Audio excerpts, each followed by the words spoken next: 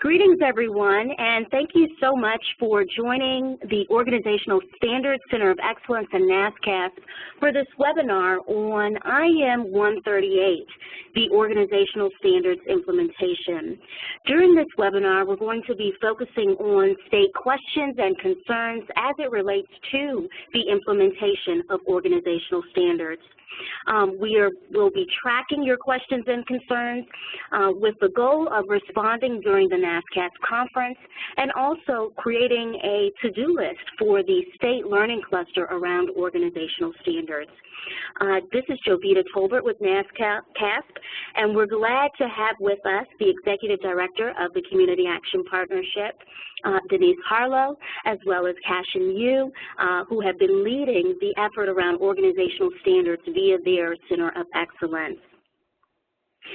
We'll also note that we will have kind of an abbreviated review of the state and federal accountability measures, but we hope to focus more heavily on the org standards once again.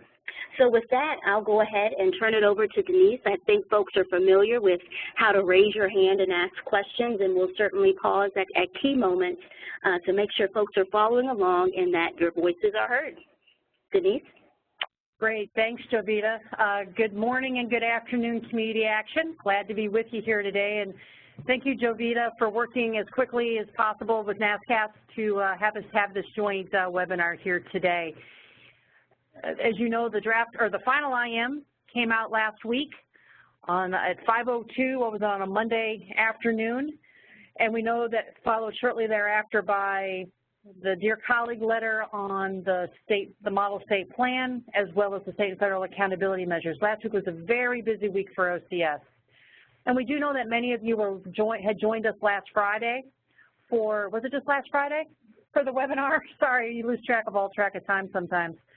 Where we had over 450, 500 folks around the country who were on our webinar to hear the core elements of what's changed in the organizational standards final IM 138.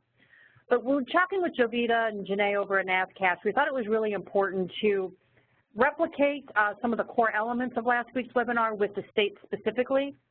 We're a smaller group here today, so we can pause, we'll take questions, you can raise your hand, and we can unmute you, that sort of thing, to really try to create a dialogue. And as Jovita mentioned, this is kind of laying the groundwork for the conference in a couple of weeks. We will be with you in Arlington for a session, certainly on standards, and then we'll talk later today a little bit about a Friday morning additional session as well, where we will do some deep dive conversation on the standards as well. So again, thank you for joining us. Neither Jovita nor I nor Cashin pretend to have all the answers here today. We will capture any questions we don't know the answers to, and I'll try to do my best to say when I think it's our opinion and what we've heard OCS say in response to some of the questions. And I know some of you asked questions on the last call, and I'm sure that those questions will come up again today. The states have had very specific concerns as we've gone through this, and over the last year and a half, I know I've been in conversations with many of you about how do we handle the triennial review? How do we handle if we're not in the field every year with the agencies? What do we do if agencies miss standards? What about corrective action versus technical assistance? And the final IM helps us answer some of those questions from an initial standpoint. I think there's still going to need to be some conversations, certainly, on how we figure all of this stuff out. But please, we'll pause periodically, so please have your questions kind of ready, and let's kind of jump in. What we do hope today is give you a view of IM 138. We're going to replicate some of the slides that we did last Friday, but we're going to walk through them relatively quickly, assuming that most of you probably got some of the core elements of that already, but we certainly can go back to things if there are some specific questions. We're going to talk about what's changed with the final set of standards, because there are some nuanced changes and there's some real tangible changes.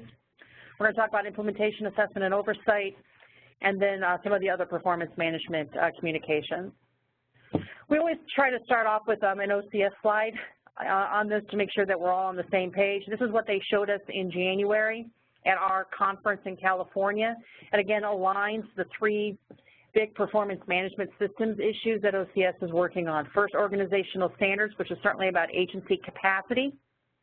the federal and state accountability measures, which are certainly around efficiency issues. I do tend to frame them in the field, especially with agencies, kind of like standards for states or standards for the feds, although they certainly are different than the org standards. But it's kind of that same hook that Jeannie has always said from day one, that there are going to be changes to the performance management system at all levels. So if I use that shorthand, my apologies, but that's my intention. And it was nice to see that all the Dear Colleague pieces came out at the same time, although you'll note that the federal and state accountability measures, Dear Colleague, came out with a draft IM, similar to what the org standards IM was last spring. As a draft IM, it allowed for comment. We're under a comment period for state and federal accountability measures as well. And then we do have the additional piece around Roma Next Generation, and we know that NASCSP and the team there is working very hard on moving that ball down the field, as it were. And I know there's going to be some really great products coming out of that Center of Excellence as well on modified NPIs, theory of change, Roma training, all sorts of good stuff. So those are all the components. As you also saw in IM 138, and Jeannie has used this slide in the past as well, really tries to articulate the different components, how all these pieces kind of fit together. And certainly the standards and accountability measures for states and feds really kind of fit into how well did we perform? What's our capacity as an organization? Versus the so what question of Roma, right? What difference did all of our actions and all of our work make, which really gets to the changes to the national performance indicators and what we're tracking under Roma Next Generation. So let's dive into IM 138. This will go down just like IM 82 for boards, IM 49. There are certain IMs that stick with you, and IM 138 will be with us, I think, for a long time to come. So if you have not read it, I would encourage you to read it. It's up on our website. I honestly haven't looked at NASCSP site, but my guess is it's up there as well, and certainly can get it from both of our organizations if you can't find it up on the website. And as we have seen from day one, everything that OCS is talking about drives from the CSBG Act, and the IM is entitled State Establishment of Organizational Standards. I know when we've been in the field talking with many of you at the state level, it is all about the Act talking about states' authorities to implement standards, and that continues here in the final IM. So some core elements. And again, we've talked about a lot of this before, whether it's in our learning cluster setting or whether or not it's in the field when we're with you, but that the state plans that you submit this summer come September 1st will need to address how you're going to be implementing organizational standards. And that come federal fiscal year 2016, which means October 1st, all states will implement standards. Now, we also know that some states put in a state plan last September 1st, and the IM is clear that you're going to have to put in an amendment into place this summer. My guess is OCS will have a model for that. We've heard Seth and Jeannie talk about that in the field, so I don't think that was a surprise to see that in the final IM. But certainly there will be an impact on your state plans, your monitoring, and the annual report that you submit. And I know the model state plan is out there for review. I'm guessing that most of you have taken a look at that Dear Colleague letter with the link to the draft model state plan that's over to OMB for public comment for their review period. But within standards on the model plan, you as a state are going to need to identify, are you using the COE or the Center for Excellence identified standards, or developed standards, excuse me? Will you modify those standards, or will you use a whole different alternative set of standards? And I think we've heard Jeannie and Seth say this, over the last year, where they're really beginning to gel how all this is going to work, that because it's under states' authorities and because it's a block grant, it is up to the states to determine what they're going to be using. Now, the IM clearly says they recommend that states use the COE developed standards. The network, both states, agencies, and associations came together over a 9-month period to kind of come to an agreement on these standards. They have been well vetted by the network, but we also know that states in some cases may feel that their monitoring or a set of standards they have exceed what the org standards look like from the Center of Excellence, and they may choose to use their own set of standards. Some states may say, well, 4.3 or 7.1, we want to tweak them a little bit, and certainly the IM gives you the flexibility to do that, but you do have to talk about that in your state plan. you probably have to go through some vetting process at your state level, and you'll have to justify to OCS that that is as rigorous as the COE developed standards. But most folks that I've talked to in the field with states are looking at doing the COE standards. Many of you have already gone down the path of incorporating the standards into your monitoring instruments. You've kind of gone down that road of talking with your agencies about that. So that would certainly be our recommendation from an ease of implementation standpoint.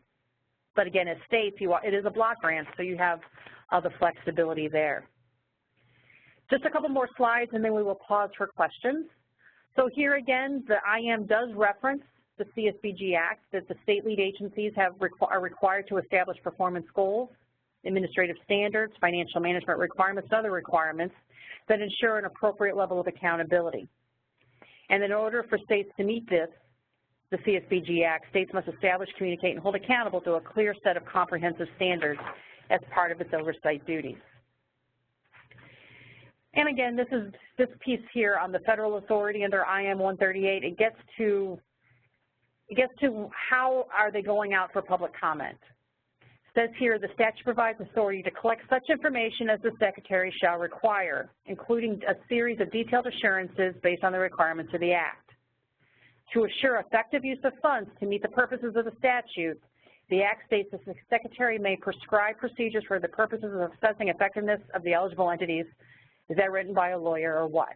Basically, the Secretary, Sylvia Burwell at this point, right, can talk about that she needs additional assurances and the types of processes and procedures for assessing that effectiveness of the resources and the purposes of the Act. And the standards are the process by which they're going down that road. Now, what's going to OMB for clearance, as you know, is the model state plan. What's also going to go to OMB, certainly around annual report, data collection pieces. So it's all that data collection element, it's that prescribed procedures for. Those are the elements that need OMB clearance, not the COE developed standards themselves. So that OMB clearance process is why that's focused on the model state plan. And just again, one more slide here. As you know that these were initially given to OCS this July 10th, 2013. That was a very happy day here at the partnership when we sent that off to OCS, and I know we've talked about this, that we were thinking that maybe we'd have 60, 90 days to get feedback, but it did take a little bit longer than that to get feedback from OCS, and actually seeing how the whole process has worked out with state and federal accountability measures, with the model state plan, with Roma Next Generation, all those pieces. It's almost been helpful that all those other ducks kind of got in a row, that they moved those systems along further down the process before they kind of came back with some formal tweaks, because it allowed them to give full thought to how all of this would play out. They did come back to the partnership and say, we have some questions, we have some modifications, we dialogued a little bit, and we said, well, before we can't sign off it as just the partnership staff, it needed to go to the CSBG working group. So we did pull the CSBG working group together to review some suggested modifications and 2 additional standards that we're going to walk through here today. So we have ended up with 58 standards for private nonprofit caps, 50 for public caps, and I do believe, and I said this to the CSBG working group, that the 2 additional standards and all the modifications, I think, actually do reflect the spirit and nature and purpose of the whole organizational standards project. I don't believe they're huge lifts for the agencies, although nobody likes change. If they were hanging their hat on something for the last 18 months, for to see shifts can make some people anxious, and I know we too have developed tools that many of you have borrowed, so thank you for that, but you also know the pain of now having to go back and modifying some of those tools that you've already started down that road with. And we here as well, we have a plan for next Friday to be posting modified assessment tools. As you know, up on our website, we have assessment tools available for agencies and for states, for private agencies and public agencies. And we are committed to having those modified by close of business next Friday. So they'll be up on our website for people to access as well. So before we jump into some of the changes, I'll pause here. Jovita, are there any hands raised, any questions right off the bat? Yep, not seeing any at the moment, and I'll just remind folks that you can either type your question or you can feel free to raise your hand, and we can unmute you one by one so that you can verbally ask your question or voice any concerns. Great, thanks, Jovita. And we did have a chat come directly to us, so we have a question here. If a state expands upon the standards, has these 58 plus some, does that need OCS approval? That's an interesting question because kind of what you're saying is that you're modifying your monitoring process to include the standards plus a few, I'm guessing, and I could be wrong on that. But if you're going to modify them, you're probably going to and call them the organizational standards. That's probably going to need to be in your state plan, and it probably would need some OCS sign-off. I'm not fully clear on the process. If you just modify your monitoring process, my guess is that has to go into your state plan as well. Whether or not that needs OCS approval, I don't know. But if you're going to modify the standards themselves as a comprehensive bundle, then that probably will need OCS approval. So we could talk more offline. If you wanted to give me a call, we could strategize a bit about that as well, or talk about it in a couple of weeks at the NASCSP conference if you're able to attend. Great. Good question. Thank you. Wish I had a better answer for you. All right, so let's move into then some of the tangible changes. Again, nothing shifted we still have the 3 thematic areas: maximum feasible participation, vision and direction, and operations and accountability. We still have the broad 9 categories as well, so those areas pretty much have maintained themselves. So what has changed? Now, when I say we have a new standard 3.4, it means that the old 3.4 became 3.5. So the existing ones maintain. We've inserted a new standard, though, into 3.4 because it made the order made sense. And this modifies a bit around the community assessment. The community assessment includes key findings on the causes and conditions of poverty and the needs of the communities assessed. Now, please note that the emphasis on the slides is mine. It's not OCS's. It's just to help make sure I talk about the things that I want to talk about, and it hopefully jumps off the page at you at some of the unique elements here. I think this is a really interesting change. I think it is a significant change.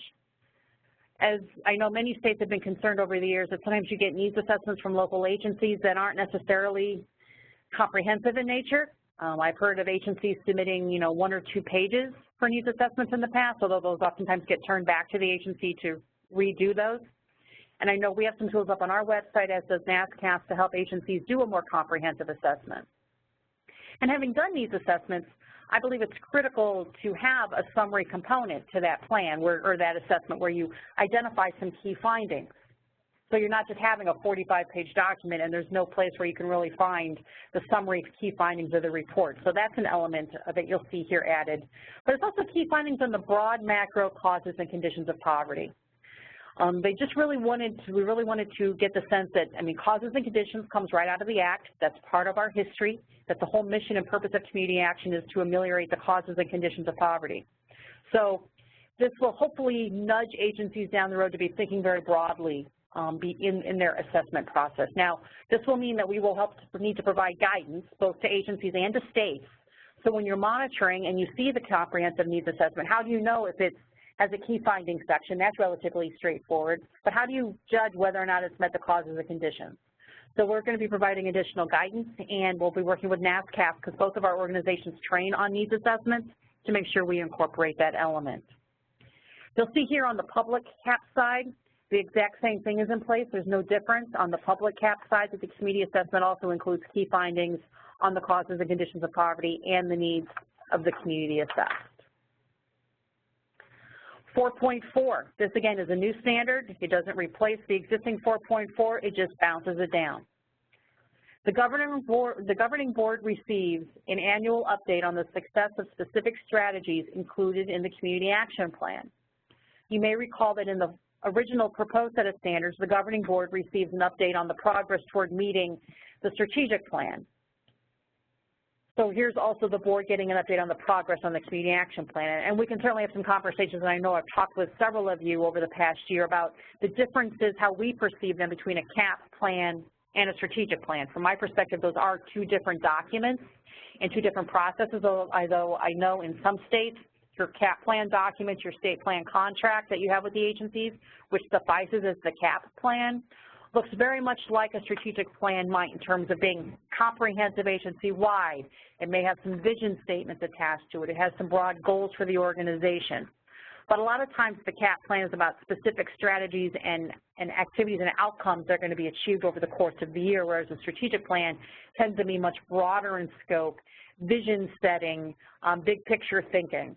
So I do see a distinction, and so we will provide additional guidance on the distinction there. But I think this is good that this means the governing board gets an update on what they've told you as the state they plan to be doing operationally and programmatically over the course of the year. Same thing on the public CAP side, that the tripartite board and or advisory body also receives an annual update on the specific strategies of the CAP plan. So I'm going to go through some of these modifications as well, and then we'll come back for questions. So there were several places where they made, the CSBG working group did sign off on all of these and made additional modifications back to OCS. So these are the COE developed standards. So, but my apologies if I keep going back towards OCS, the working group. But these are working group approved changes. 9.3, the organization has presented to the governing board for review or action, at least within the past 12 months, an analysis of the agency's outcomes and any operational or strategic program adjustments or improvement identified as necessary. And you'll see here what the original language was along the bottom. The organization has analyzed its outcomes within the past 12 months. We thought that was very straightforward. They've analyzed their outcomes. You would document that through board minutes that had gone to the organization's board for review. The modification here is really trying to get at that concept of really embracing that full ROMA cycle. The whole purpose, right, of Jeannie's work on modifying the performance management system, in addition to increasing accountability, it's really that last hook along the ROMA cycle. How do we analyze the work that we've done, compare it to the expectations that we had for ourselves, and then make modifications based on what data we have in place? Now, we can agree and disagree about how frequently, how often, and how nimble agencies and or states may be to make changes over the course of a year based on information. The idea here is that at least once within the past 12 months an organization has done this, and that they've looked at their outcomes and they've made any operational strategic adjustments that they think are necessary. Not that the state or that the feds think are necessary, but that the agency has at least had that conversation, thought about it, and made changes. I mean, I think we would all agree that if an agency said that they were going to build 30 units of affordable housing this year and they're 80% through the year and they have 2, you're going to want to see some strategic adjustments. The challenge oftentimes is, if you're going to think about agency-wide, all different programs start at different points along the calendar year. Some programs are 3 years in nature, some programs have 12 months of windows. So I think we had to be real careful on how we worded this to make sure that it reflected the spirit of the standard. Hey, organization, CAP, board, look at your outcomes, analyze and make changes where you think is reasonable, versus you have to make changes based within a period of time if something's not working, because that gets way too much, there's too many variables at play. Same thing on the state level. I know in one of the initial drafts last winter around the state and federal accountability measures, there was an issue about submitting quarterly data and then making changes once you submit that quarterly data. I know at the state level that was incredibly challenging to think about modifying programs on a quarter-by-quarter basis due to capacity. So this is a significant change, but I think it's manageable and keeps within the spirit.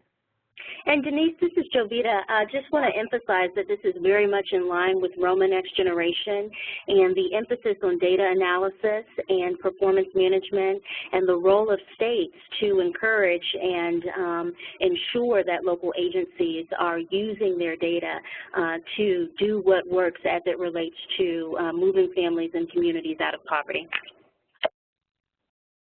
Thank you, Jovita. And yeah, having that alignment across all the different centers of excellence, products, and deliverables is going to be critical. So I would agree. I think that's a nice alignment with the Roma Next Gen work. Thank you. All right, 2.1. The organization has documented or demonstrated partnerships across the community for specifically identified purposes. Partnerships include other anti-poverty organizations in the area. Again, the previous language was that you have documented or demonstrated partnerships specifically with. Now, this adds for specifically identified purposes. Now, we get the question a lot, does this mean they have to document every one of their partnerships that they have? Does that mean you have to have an MOU in place for every partnership or collaboration? Certainly not the case.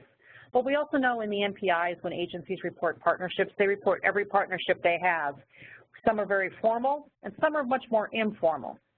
So I think this isn't saying that there has to be a specific number of partnerships, but that there are some partnerships that are clearly identified as more formal in nature. That could mean that if an agency is a lead agency for a teen pregnancy prevention grant in their community, and they have 3 subcontractors, that contractual relationship demonstrates a formal partnership.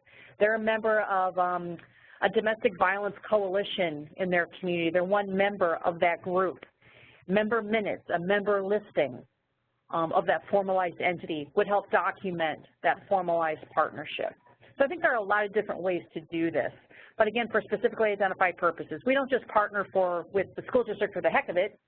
We partner with the school district in order to make sure that our after-school programs run in alignment with the school year and the school calendar so that children do not have time in between breaks of classroom time and after-school activity through our after-school program.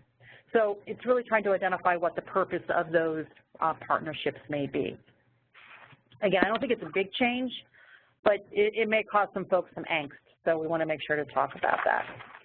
And Denise, once again, just from a Roma Next Gen frame and thinking about our CSBGIS or our annual report, folks may see some modifications as it relates to how we report on partnerships to encourage local agencies and states to think more about the outcomes of the partnerships.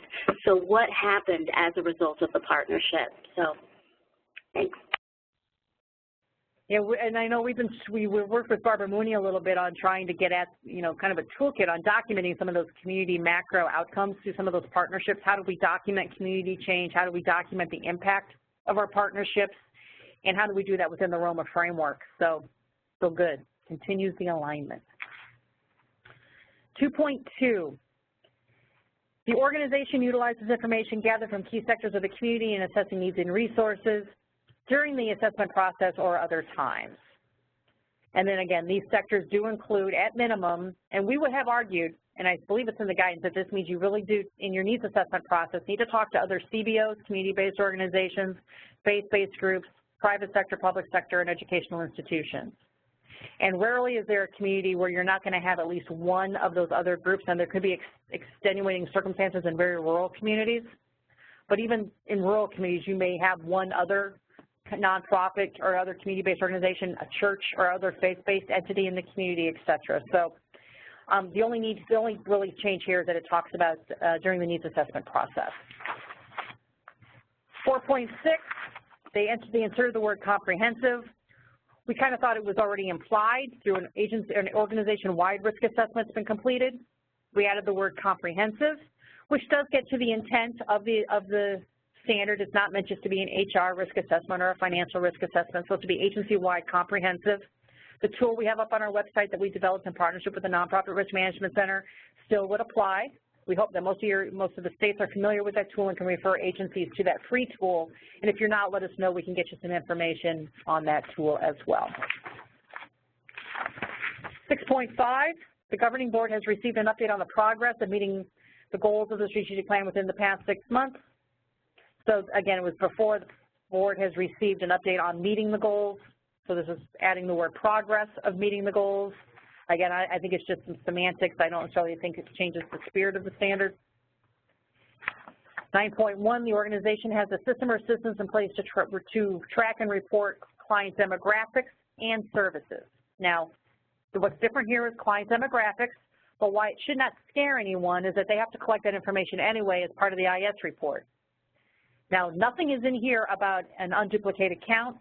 As many of you know, when we were doing the draft standards 2 years ago, at times we put into the mix an unduplicated count that was taken out before it went to OCS in July of 2013.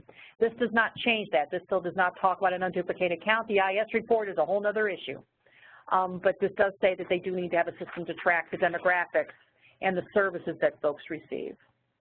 9.4, means that they do have to tie their client demographics and agency organization-wide outcomes. So this again, that they submit information on their IS survey data report and it reflects client demographics and agency-wide outcomes. Again, they're already doing this. This should not scare folks, but anytime there are new terms thrown in, we know that folks can get nervous with that. So we don't see any real hard change here either, that agencies should have a challenge meeting.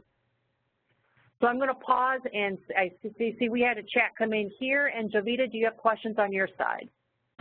Yes, we do have one about 2.2, going back to the community needs assessment, just noting that the language reads at a minimum inclusion of certain organizations.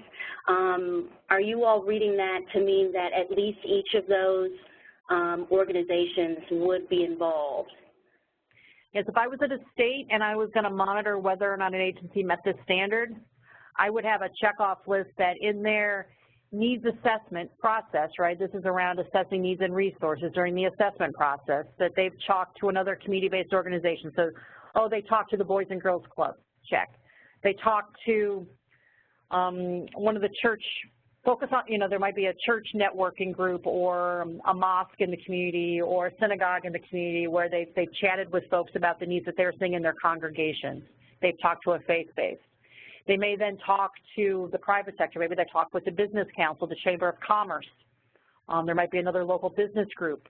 Maybe they use the Rotary Club to go talk to local business folks about the needs in the community. I would check off that box. Public sector, they talk to a local DSS commissioner about what they see as the high-level human service needs in the community or impacts on children that's happening in the community. I would check off that box. And finally, they talk to the school superintendent. They talk to the school board. They convened, they talked to several school board members. They talked to some, whatever teacher and focus group. But yeah, the way we compiled this, it was that they need to, in their needs assessment, talk to each of these different groups in some way, shape, or form. And having done needs assessments, that seems that you would need to talk to a variety of people in your community. We have one that came in on this side that says, this is based on the entire agency, not just where CSBG funds are targeted, correct? That came in under 9.3. That, okay. 9.3, the agency has presented to the governing board an analysis of the agency's outcomes and any operational adjustments or improvements as necessary.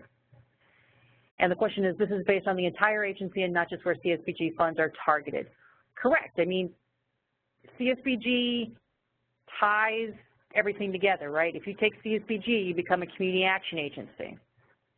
And the IS report, all of that is about agency-wide activities.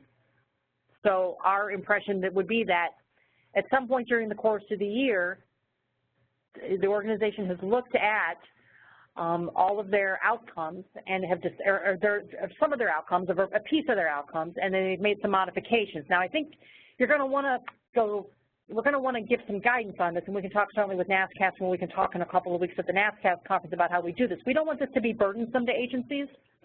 We know that agencies have funding years that start every month over the course of the year. Nothing's going to align if you're running 40 different programs. And some programs are going to be 6 months long, some programs are going to be 3 years long. Some programs are even going to be longer than that. So I think it's going to need to be, and we can put some of this in writing, I think, in terms of formal guidance. And again, our guidance is just partnership guidance, it's not states. But that you're going to want to be conscious of some of those challenges that agencies face.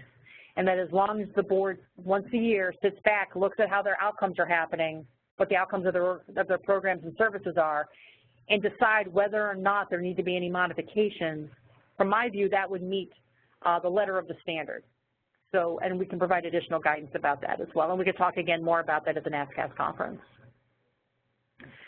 Jovita, other questions that have come in on your side? None at this time. See, everyone's waiting for the next part, I'm afraid. This is the real interesting section. All right, let's jump into what the IM tells us about state oversight, assessment, and monitoring. So, the states need to establish and communicate expectations for organizational standards to eligible entities across the state. You need to assess the status of standards among the eligible entities annually, and are going to need to report to OCS on the standards through your annual report. And if you've looked at the model state plan, you will see places in there where we talk about standards, and if you look at the federal and state accountability measures, it talks about reporting how many agencies are meeting standards. Now, there's still X's where there should be numbers perhaps, but that's out there. So here, under assessment, states may design an approach for assessing organizational standards that fit within the oversight framework that works in your state. And this has been a question every time I'm with states, and we kept forwarding that to OCS over the last year and a half. Have you figured out the triennial review problem? Have you figured out kind of how this is going to work if states are only visiting agencies once every 3 years? So the IM addresses it. They give you some examples about how you can navigate it, but they don't give you any, you need to do it this way, which is kind of nice that states are going to be able to figure out your own way, but probably for some of you this is going to be a challenge. It might be easier if they said do it this way. You may have certain political issues and other challenges with capacity issues that it might have been more helpful to have more direct, but this does give us flexibility. And I say us, I think it is a network kind of process to figure this out. So, second bullet, many states may integrate standards assessments into their regular monitoring procedures, while other states may choose different oversight approaches, such as peer review, assessment by a consultant or third party, or self-assessment. Some states may choose a hybrid approach. Regardless, states must ensure the assessment of standards is independently verified by the state or a third party. Let's go to the next slide where we have a for example. A state who does a triennial review, which means they assess and monitor their states a third this year, another third next year, and the final third 2 years from now, and then they start the process over again. Some of you do half your agencies this year, and half your agencies will get assessed next year. Some of you assess every year. Some of you are on site every year, but only do a full comprehensive monitoring once every 2 or every 3 years. So there's no one way that all states do this, as you well know. So, for instance, if a state's on a triennial monitoring cycle, it may decide to assess the standards as part of your full on-site financial, administrative, and programmatic monitoring protocol. In the years in between monitoring visits, the state may require entities to do a self-assessment that is then independently verified by a third party. So you could develop a process that when you're out there and you're every 3 years, you monitor, you verify that the standards are met. The off years, the agency does a self-assessment, and you have a third party who does the desk audit, perhaps, who does the assessment that they've met the standards. In my conversations with some states, another model comes to mind that some folks have felt a bit more comfortable with is that instead of a third party, you may only be in the field once every 2 or 3 years with an agency, but you may have them provide to you an assessment form that you've developed, and some of your states have used the tools we developed and they're up on our website. You have them attach all the documentation, and they submit that to you electronically, or you do it through what we would call a desk audit, where you're really just kind of looking at paperwork rather than talking with folks and assessing them on site. It will mean probably a bit more work for states. I don't know if there's any way around that, but it does mean that all agencies need to be assessed against all standards every year. So let's go to the next slide, and we will pause here in a moment for questions. So states are responsible for ensuring that the eligible entities, all of them in the state, meet all state-established organizational standards. Now, some may take several years to meet all the standards, and that's understandable. And if we look back at some of the earlier presentations that Jeannie has done over the course of 2014, we did hear talk that 2016 might be kind of a ramp-up year. I don't see that necessarily in the IM, but I think that this kind of statement here that it may take several years, but as long as an agency is showing you steady progress, we're in good shape.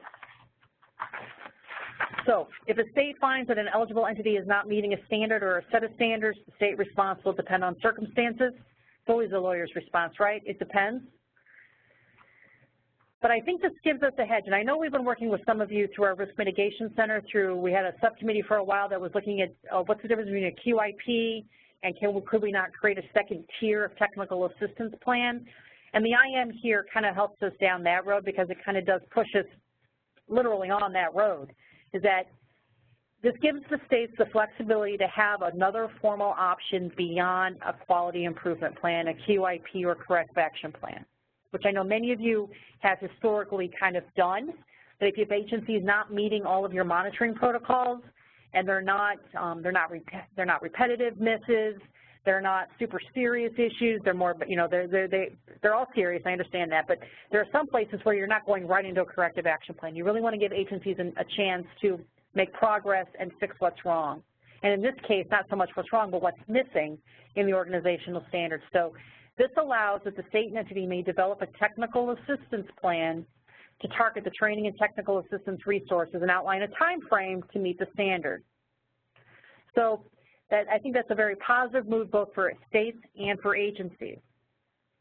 However, the second bullet, as long as the state is confident that the eligible entity is moving toward meeting the standards under Technical Assistance Plan or QIP, the state should not initiate termination or reduction of funding. If there's a however, IM 116 does not go away, right? The failure of an eligible entity to meet multiple standards may reflect deeper organizational challenges and risks. In those cases, the state must determine whether it may be necessary, whether additional actions need to take place, specifically under IM 116 around reducing or terminating funding. And I know many of you are very familiar with that process. We put up a picture here of our monitoring map toolkit. This is done by CAPLA and the partnership. Took IM 116 and tried to break it into logical layman's terms for the rest of us to try to figure out what IM 16, what the real steps are. So I encourage you as states to download this monitoring map toolkit. We talked about today, we're going to bring a stack of these to the NASCSP conference as well, so you'll get a hard copy at the conference. But I think the behind-the-scenes message here, while it's helpful to have the TA plan option, you have the corrective action QIP road, and you still have IM 116. It gives you options, which I think is very good from the state and agency side, but what it also does, it means you're going to have to take a road. I know that there are times where we want agencies to improve, and we give them quite the window of time. We keep putting technical or QIP plans in place. We want them to improve. We want them to get changes put into place. But I think what we're hearing in IM 138 is that we're going to give you a couple roads you can go down, states, but you're going to have to go down the road, down the process, and agencies on the other side of that are going to have to improve, or they're going to find themselves in a different lane, whether it's moving from a TA plan to a corrective action plan, QIP, to IM 116 and termination. So nothing in IM 138 changes IM 116, but I think it does give you more choices to take, but it pushes you down a lane. And it also means the agencies are going to have to respond, or else they're going to find themselves on another path because you're going to be pushed under IM 138 to put them on a different path. More often I read 138, and I didn't say this on the last webinar because that's not quite where my head was at, but it's just kind of as these things begin to sink in and you try to make sense of how all these pieces are going to fit together. So, Jovita, anything you'd like to add on any of that before we turn it over for questions? No, I would just agree that, yeah, with those kind of 3 lanes outlined there, and all of that still being consistent with the CSBG Act and what is outlined by the Federal Office of Community Services in IM 116. Great. We do have a few questions that have come in. One is related to third-party reviews, and it would seem as kind of a TNTA arm for most states that associations could be considered a third party for review of org standards or assessment of local agencies meeting or not meeting org standards. Would you concur with that, or? I would concur. I think that is an option for states, that if they choose to contract to their state association to be that third-party reviewer in the off years, and that the association and the state come to an agreement on what that process is going to look like. Because what the state's really looking for, kind of the legs behind the scenes to do it, is still up to the agencies to determine whether or not the paperwork to produce that they're going to meet the standards. And I would be clear that it's not up to the state association to put the agency on a TA plan. I think that's still going to need to be a state responsibility, but that kind of model would allow agencies and associations to work together to develop a technical assistance plan for the state and the resources that are at the state association level, and then work in partnership with the state office to try to get everyone on the same page. But I think that would be a viable option. I know there are some states where you also have peer-to-peer technical assistance teams. That could potentially be an option. Some states may have some consultants that could be an option. I think you could even potentially look at if you had a state association of nonprofits in your state as a third party. I know some states have more robust associations than others, not just your state association of community action, but like Minnesota Council of Nonprofits or the New York Council of Nonprofits. But again, there's some risks there as well. But it's always nice to keep it in the family, but you're also talking about an independent review. So I think states are going to have to come to a determination of what's going to be meaningful for you. It does appear we have a hand raised. Paul Dragon, I'm going to unmute you at this time. And Paul, you're unmuted if you have a question. You just answered it around the third party. Thank you so much. Great, great. We do have another question that's come in related to the met and unmet or not met answer options. Is it still, only the met, not met, or could a state provide progress options or met but with conditions types of language? Have you heard of states doing that, or has there been any discussion by the CSBG working group, which includes states, associations, locals, and national partners, about adding some language or means for measuring met and not met or progress towards met? That's a really good question. I know that we tried really hard in the development of the standards really to have that met, not met scenario to try to find that bright line, but I get the sense behind that question is you want to give agencies credit in some ways if they've not met, but there's progress being made. The working group has looked at, and we may come back to, on the idea of trying to develop a continuum of a Likert scale from 1 to 5. Where does an agent, if you score a 3, you're in compliance. If you score a 2, you're a bit below the line. What do you need to do to get above the line? If you're familiar with Roma, you know the in crisis to thriving scale. And then helping agencies to achieve toward excellence is always the broader goal that we hope to achieve. It makes me think about the tools we have up on our website right now to help agencies assess. And maybe something that we could add, I think a state would be within its purview to have that kind of option, met, not met. It could have a not met with a please describe area of any progress being made in the last 6 to 12 months or progress, underway, or what the plan for progress might be for the next 6 months. I think that would be a good fix for that, actually. And we could talk more about that in a couple of weeks, but I think that would be interesting to do. And Denise, I think this might be a good time for us to plug a newly added session at the NASCSP conference where we will have the first convening of the new year of the State Learning Cluster in person at the NASCSP conference. And so some of these questions might also turn into tasks for the State Learning Cluster participants as we move forward thinking about implementation and, in as much as we can, trying to standardize some pieces. So we do have another question about some of the IM 138 language. It notes in IM 138 that states have discretion to determine how org standards will be implemented as a part of their overall oversight strategy.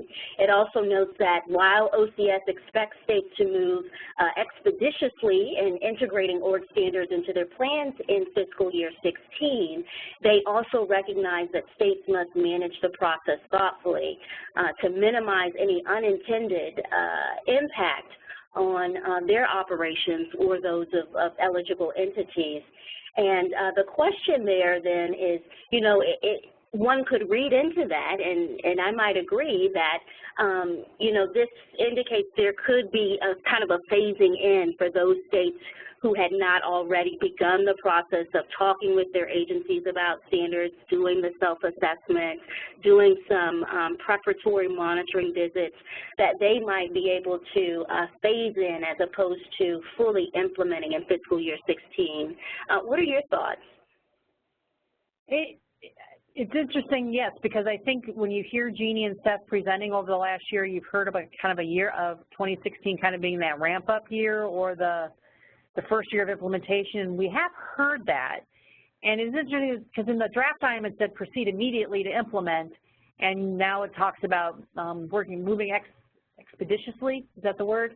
So it could theoretically, I don't know about in phases, but could it happen that, I think what it may do is give states the flexibility to, if an agency is not meeting standards, everyone goes on a TA plan. We're not looking to, or it's a very broad scope technical assistance plan, because it's an odd juxtaposition, because we keep hearing be ready 10/1/2016, implement right away, but this does mean proceed thoughtfully and systematically as you go down this road, and not to minimize any unintended consequences. In the IM, I know there's a series of tables in the back that in one of the appendices that talks about the process that they want you to go through as states to be thinking, if you haven't really started off that dime yet, to really do the conversation, to do the discussion, to have open comment, those sorts of things. So we can talk more about this in a couple of weeks, but it may give some states some flexibility. I know I tend to not give, when I talk with agencies about these, give them the sense that they're going to have more of a window. I want them to get ready now. But there could be some wiggle room here. Again, that's just Denise talking. It's not OCS. But I don't know, Jovita, what are your thoughts? Yeah, I agree. As I noted, one could certainly read that, for those states who maybe haven't, and I would think this is probably a minority of states at this point, based on discussions, but those who hadn't already had the agencies go through the self-assessments and, hadn't started really moving along these lines, might have a bit of wiggle room, but I do agree that this would be a great question to ask directly to OCS in the coming weeks to see what they say and how they're feeling or what they're expecting to get back via, the model state plan as it relates to reporting on implementation of work standards. The last question that we have. I'd say that will mean when Jeannie asks at her presentation on Wednesday or Thursday if there are any questions from the floor, we'll have questions from the floor.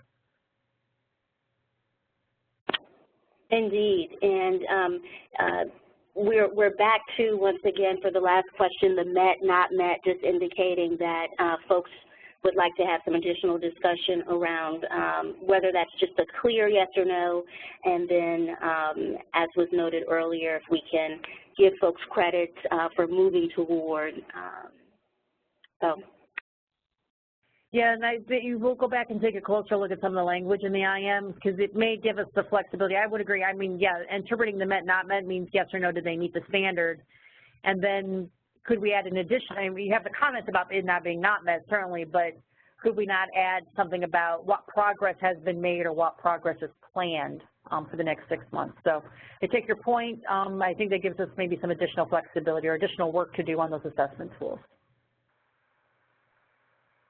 All right, let's talk a little bit here about implementation and the rest of the IM. So no surprise here, again, states must follow a process that is consistent with your own state rules and as fair as reasonable as possible. Allowing for input from your board, from the boards and the leadership of eligible entities on the timing and procedures for implementing. I think that when you have your state plan this summer and you do your state plan hearings, we've been encouraging agencies to go to those hearings this summer and making sure that you allow perhaps for specific input time or allow for specific submissions of comments. I know you probably do receive testimony in written form in addition to verbal form at those hearings, but you may want to specifically make some asks about the organizational standards.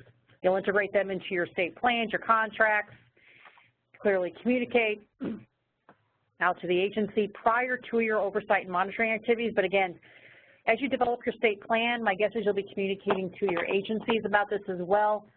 And my guess is there's not a lot of room in your state plan to put too many details into place, so you may want to think about other ways you're communicating your expectations out to the agencies.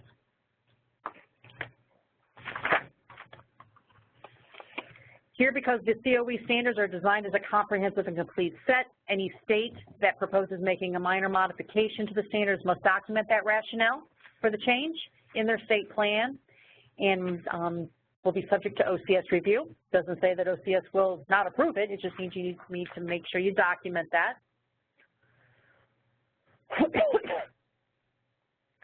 And if you are using, whether the state is using the COE developed standards or any modifications or any alternative standards, They must be, the process for formally establishing them needs to be in your state plan. The approach for assessment needs to be in your state plan. The procedures for corrective action and or technical assistance, I would argue, needs to be in there as well. And then we'll talk here in a minute about the limitations and exceptions for limited purpose organizations and other small entities. The challenge will also be that you're going to need to report on the other side on your annual report, and we know there are modifications coming on the annual report as well. So let's talk about IM 138's exception areas. I don't know if Colorado's on the phone, but I oftentimes call this the Colorado exception. We know from day one there's been a lot, Colorado has a lot of public caps, and public caps, they get very small amounts of CSBG. We also have some places around the country where we have very small agencies. And you know, some of our agencies think they're small, but they're $5 million entities. They're not small. We're talking entities with budgets under $50,000, and we're talking about minor CSBG allocations of $15,000 or less in these special circumstances. But specifically limited purpose organizations, I know in some of your states you specifically have specifically identified limited purpose agencies. You're going to need to figure out who those folks are and what allowances you're going to be making for them. You have the state-funded tribal organizations. If you have tribes in your state that are directly federal funded, the standards do not apply. This IM does not apply to them. Lux Consulting is one of the TA firms, and that firm is working with tribal entities to determine what standards need to be set in place for direct tribal grantees. But I know many of you have state-funded tribal entities, so the COE developed standards may not be appropriate, but they're saying for these particular groups, limited purpose, state-funded tribal, migrant and seasonal farm worker organizations, small, tiny budgets, and very small CSBG allocations, there need to be some level of standards put into place. We're happy to help you as states if you are in that situation. Tweak these, modify these, strategize about what makes sense. So let us know here at the Center of Excellence if we can be helpful at your state level if you have these agencies in your state or you want to have a carve-out for these agencies, but you are going to need to describe other types and appropriate standards for these entities. The remaining slides here, or these tables, really go to what's in the IM around time frames. We've talked primarily about these time frames already. Agency level, state level, and federal level responsibility. There are 4 appendices in the IM: the COE standards for nonprofit private entities, COE standards for public entities, and then again the state implementation of organizational standards. So before we move into, well, we have Appendix 4 here. We've already kind of covered that too. So before we move into state plan and accountability measures, what other questions or comments do you have on the implementation pieces, the carve-outs for tribal entities, small caps, small grantees? Denise, we do have oh, go ahead. Oh, just was going to note, we do have a question related to tribes, and you mentioned the difference in the IM that's made between state-funded tribes and federal tribes, and how those that are funded by the federal government will be subject to perhaps different or forthcoming standards. Do you have any background as to why state-funded tribal grantees remain subject? I really don't. We've met with Lux once on walking through the proposed standards and the proposed implementation process, and we've offered our assistance if we can be helpful as they develop. I mean, I don't know if it has something to do with the block grant situation, that if you're a state-funded tribal entity, you still have to fall underneath the state plan, and so then it becomes the state's responsibilities. But if they're direct funded, then it's OCS's responsibility, and they've decided to set up a core set of standards for their direct grantees. My guess is it would have something to do with that kind of contractual relationship.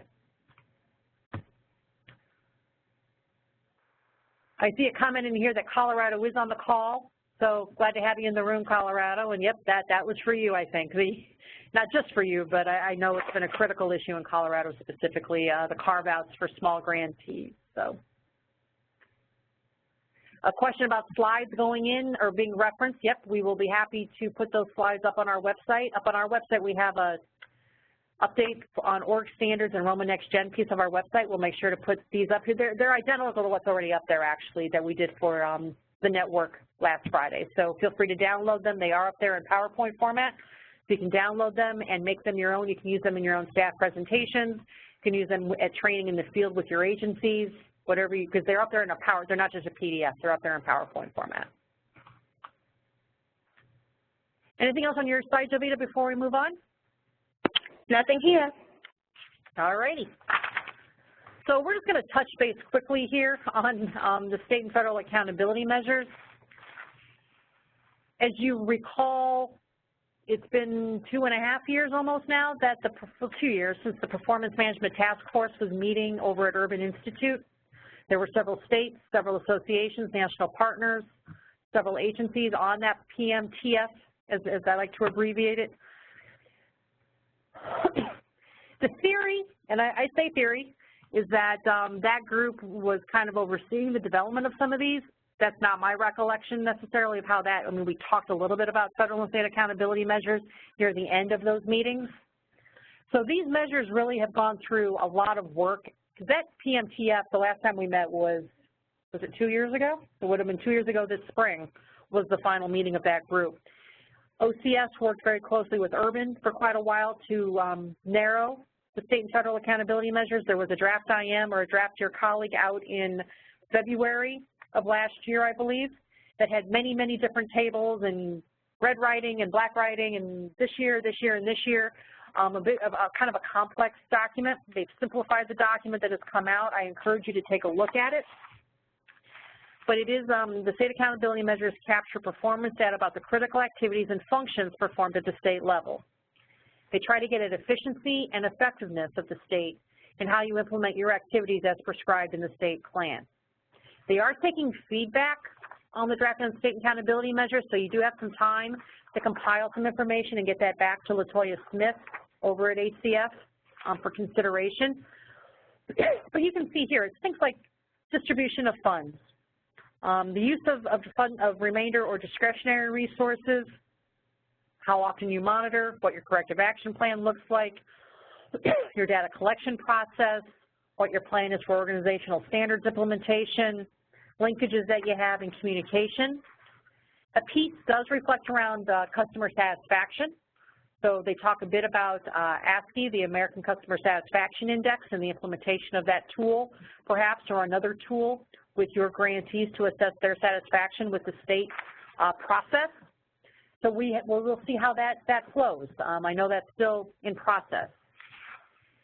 Jovita, comments that you'd like to make on the state accountability measures? Yes, I would just emphasize that for those who have been following the process, you'll note that there are a lot fewer measures than we initially started with, which should be encouraging. And then also as it relates to the survey, OCS has noted that they will be developing a focus group, which includes key stakeholders within the network, a small focus group, to make sure that that survey is meaningful and useful to states as well as local agencies. So I would expect that that might be rolled out sometime soon and will include state CSBG offices, local CAAs, perhaps some associations, and maybe some of the national partners. Great, thanks, Jovita. And my guess is they will also replicate that process because there's going to be a survey of the direct grantees assessment of the feds and OCS's, our satisfaction with the service and deliverables we get out of OCS directly. So it's an interesting process to see how that plays out. All right, finally, we have the model state plan. I hope that many of you have taken a look at this. I know that Jeannie will be spending significant time on this. Jeannie or her team, I should say, at the NASCSP conference. I think there's a whole long session dedicated to the model state plan. There's some webinars upcoming for the state plan as well. And this is going to be under review for the next 60 days by OMB. OMB's job is really to protect us as taxpayers and of burdensome activities from the feds. So their job is to make sure this model state plan is not burdensome and that it is, I think, going to be an accurate reflection of what you're doing in a reasonable amount of time. But they do address issues around streamlining, automation, and performance management integration with the state plan. Section 6 specifically addresses organizational standards, so for us that's what we clicked on, but I encourage you to definitely take a look at that model state plan in preparation for the conversation at the conference in 2 weeks. Jovita, anything you'd like to add on that? Yes, and folks should have also received a notice about a series of model state plan webinars NASCSP will be hosting in the coming weeks. OCS will be presenting, and that's going to happen on the 11th, the 10th, the 11th, and the 18th of February. They're hoping to review those with state CSBG offices and state associations, and then to follow up with any questions or concerns at the NASCSP conference. So once again, if you have not received a notice, please check your inbox, please check your spam folder. Please contact myself or Ray because those webinars are forthcoming, and OCS is hoping that as many states as possible will participate to receive an overview of the model state plan and to gather any questions or concerns that folks may have. Great. A couple of questions are coming on our side. A question has come in, if a tribe or tribal organization is not part of the 90% pot of funding, but rather funded each year non-competitively from discretionary funds, where would they fall? It's an interesting question from the discretionary pot in general. A lot of states, the discretionary dollars do go to CAP agencies. In other states, those discretionary dollars do not go to CAP agencies, and it sounds like in this situation, the tribes are funded through that discretionary pot as well. So I don't know the answer to that question. We'll have to do some research. We'll talk to OCS about what their thinking is on that. We can certainly raise that in a couple of weeks as well. One thing before I forget, at the NASCSP conference, Jovita talked about our special session for the Learning Cluster on States on Standards. That'll be at 7:30 Friday morning. Come with your bells on. It'll be fun. We'll have some coffee and extra caffeine for you. But it'll be a good meeting to really sit, and you'll have a chance to have heard everything so far and give us a chance to really do some really good conversation. Question came in that a struggle here is trying to perform some form of grantee monitoring on an annual basis. Yep. I think that is going to be a challenge, no doubt about it. I know that I think there was some hope that the IM would have put in those allowances for the triannual. I think what they've done though is that it is an annual review, and that whether or not it's a third party and or a desk audit that the state signs off on, and can that be an expedited process somehow, that you come up with, people upload certain materials that fit within standards 1.1 through 1.5 and document it in a certain way. But we'd be happy to talk with you about that as well, about how that might be done expeditiously at your state level.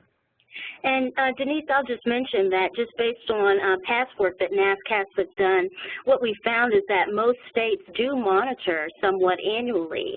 It may not be in the form, or is not usually in the form of an on-site monitoring, but as you mentioned, there's either a desk review or a coordination with other teams across the division that might be going out to a community action agency to monitor key components. So there's some different ways, as you've noted, at getting at this annual piece. Yep. And hopefully we can share tools and resources and ideas face-to-face in a couple of weeks, so good. Well, we wanted to make sure that I'll walk through a last couple of slides here about tools and resources, both for agencies and states.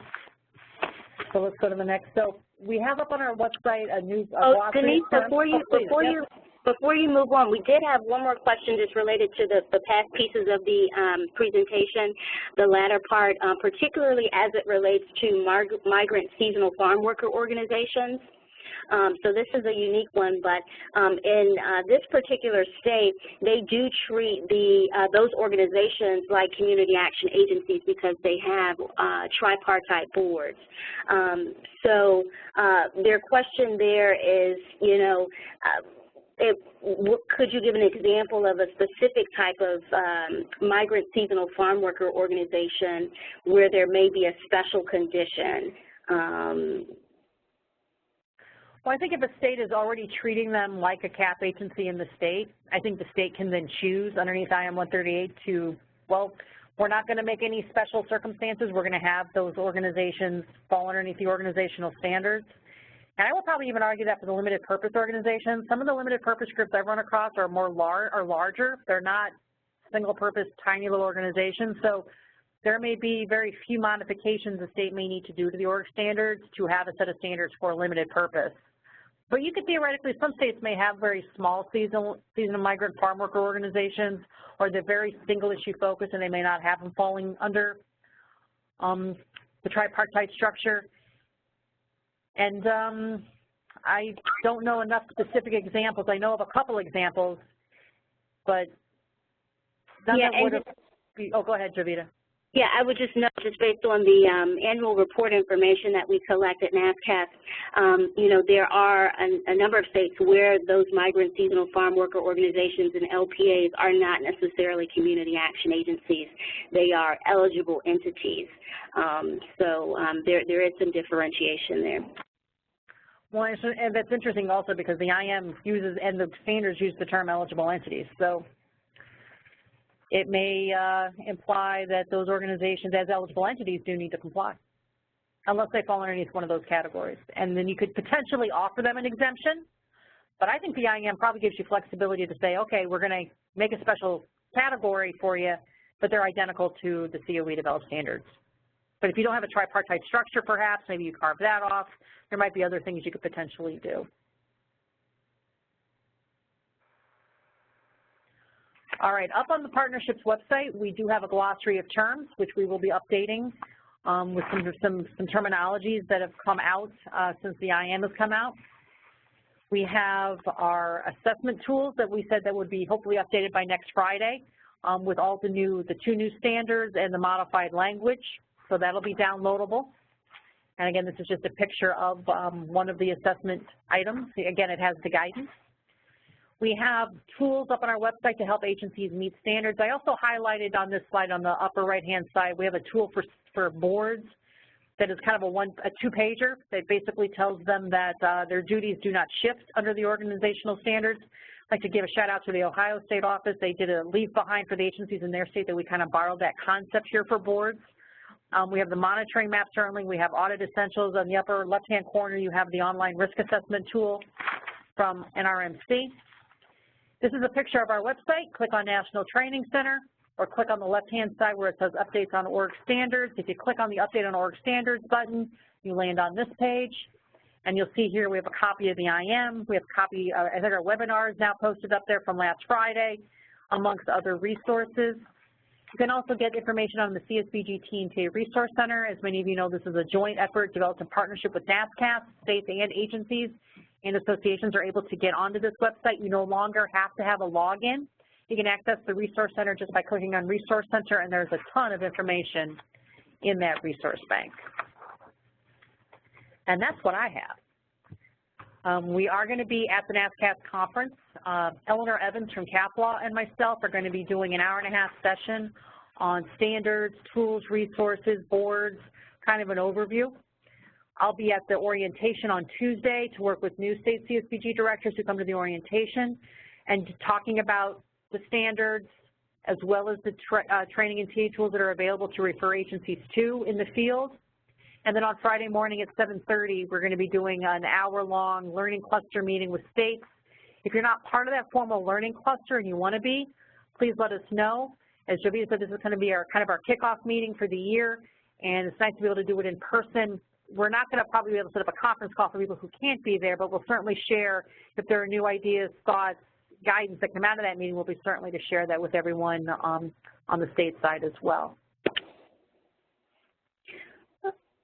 Just wanted to note that we did have a question come through about the state and federal accountability measures, and would like to say that we will speak in more detail about those at the CSBG Planning and Action session during the conference, and OCS also has plans to speak to the state and federal accountability measures.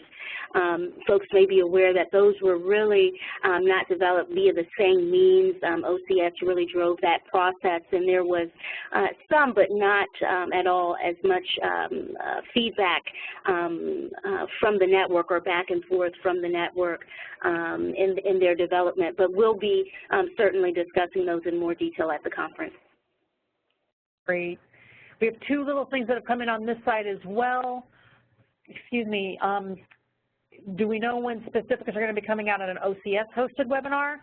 I don't know when that information is going to be coming out. I do know that OCS is really hoping to do an OCS-hosted webinar where they can dive into from their perspective. Because again, all of this is just Denise and Jovita, and Jovita will probably say it's Denise, but it's just our interpretation of the IM at this point. So we're hopeful that OCS will do that with Jeannie and/or Seth with that information. And also a question is coming, will the partnership be modifying the guidance section of the assessment tool next week? There may be places where we tweak the guidance, especially where we have the new standards and the additional modified language. We'll probably be updating that guidance as well. So that's our hope, is by next close of business Friday, which close of business can be malleable, flexible sometimes, but it'll be up there before Monday morning. How about if we give you that pledge maybe? So any other questions on your side, Jovita, that have come in so far?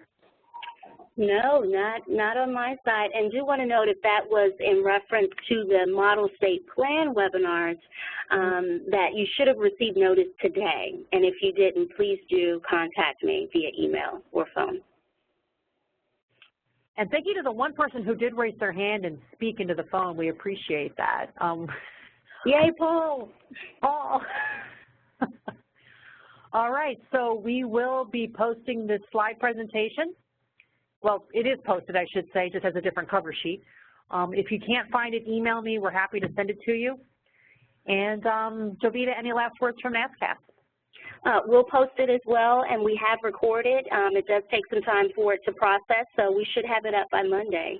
But thanks to the Center of Excellence, we appreciate the work you guys have done. And to all on the call who were part of the CSBG working group as well that has helped to move this process forward, do appreciate your work. And Denise, we look forward to partnering with you guys as we move forward on not just standards, but this entire performance management framework. Thanks, Jovita. Same here. We appreciate all of your work at NASCSP, and again, the states are critical partners in all of this, and thank you for the opportunity to speak with you directly, and I echo my thanks to the CSBG working group members on the call. Thank you. All right. Have a great afternoon. Thanks. Bye-bye.